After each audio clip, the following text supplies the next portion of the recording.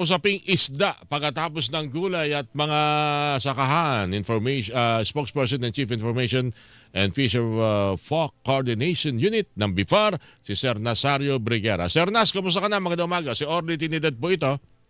Yes, magandang umaga sa Sir Mm. Orly at magandang umaga rin sa nakasubaybay sa inyong programa ngayong umaga. Maikli lang. Gusto na namin malaman ano bang detalye, ano ba ang nai-report sa inyo nung pangyayari po ng pagkalat daw ho ng tamban sa Bulan, Sorsogon?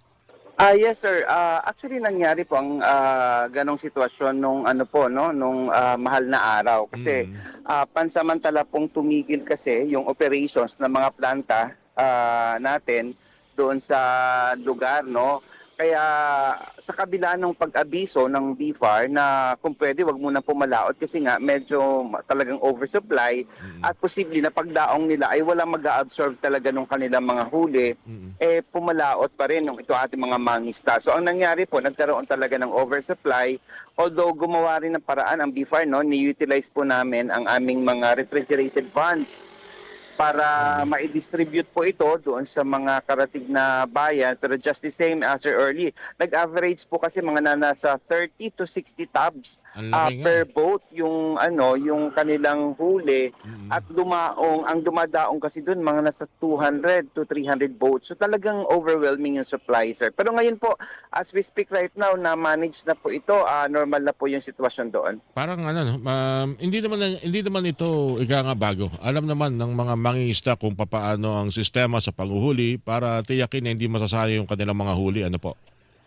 Actually, yun nga ang ano rito, concern natin kasi this is not the first time naman na Oo. talagang pagkaganitong season ay marami talagang huli. So Mm. kaya nga beforehand nag-aabiso ang even ang local government units nag-aabiso sa ating mga mangingisda na kung pwede i-manage yung kanilang pagpalaot para po maano ito Mm. magkaroon ng market no kasi kung talagang oversupply hindi kayang i-absorb ng market. So we need also to admit na yung even sa BFAR po yung mga refrigerated vans namin ay limited din lang. Mm. But yun nga po, sa pakipagtulungan sa local government units and then sa PFDA, na-manage na po ito, Sir Early, ngayon. Meron kayong posibilidad na baka naman lahat hanggang doon na lang ng isda sa lugar na merong ibig sabihin malalapit. At pati yung sa mga hindi dapat mangisda doon, doon na rin ang isda kaya tumambak po ang tamban. Wala naman pong ganung wala naman kung yung mga mangingisda po na yon, ayun po talaga yung mga traditional Yung traditional fishers doon fishers. doon sa area. Pero pagka ganito po kasing panahon ng Mm. panahon ng taon ay talagang ito yung peak season natin. So Mm. we expect na talagang pagka pumalaot ang ating mga mangingisda ay talagang marami silang mahuhuli. Mm. Isa so happen nung nangyari po yung insidente, yun nga, mahal na araw, walang operations yung mga planta kaya wala po talaga nag-absorb ng kanilang mga huli. Alright. Para maiwasan ito, ano ba ang kasi tinatanong yung LGU ng bulan eh. Kung meron bang mga kaukulang programa sila sa ganitong mga problema para hindi naman masayang yung mga isda. Sa panig po ng Bureau of Fisheries and Aquatic Resources, Sir Early, patuloy yung pagbibigay natin nung mga pagsasanay pertaining to post-harvest, no? Yung mga fish Oo, processing natin, ang dami pwedeng gawin sa katulad tamban. ng paglalagay sa bote, Yan. pag-preserve ng mga isda, paggagawa ng bottled Pagbibilad. sardines, O, pagbibilad. para maitaas natin yung capacity ng even the local mga local entrepreneurs, Mm. mga kooperatiba, mga fisher folk associations, Oo. na magkaroon sila ng capacity para po ma-preserve at ma-process itong kanilang mga huli. So, yun po yung isa sa mga direction natin. And aside from that, of course, sa pakipagtulungan din sa PFDA, we're also having the initiative to increase the capacity when it comes to yung storage capacity po, no?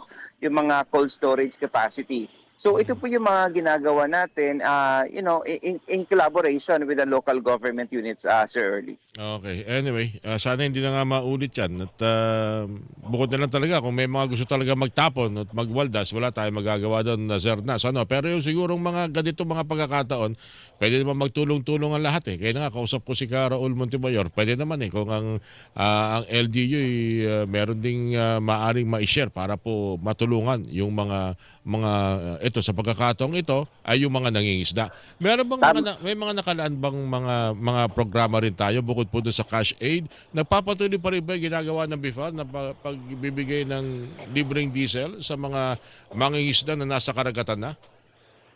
Yes, tuloy-tuloy naman po ito, Sir Early, yung fuel assistance natin, no?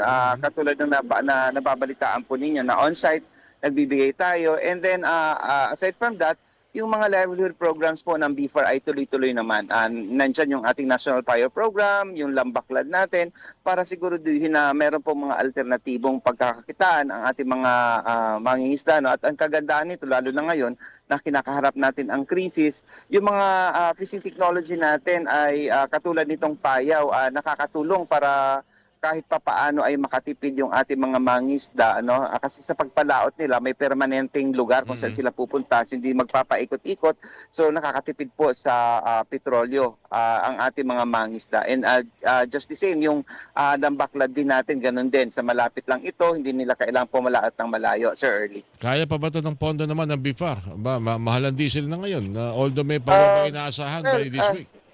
To be honest about it, talagang we're doing our best na ma-utilize natin fully yung ating resources.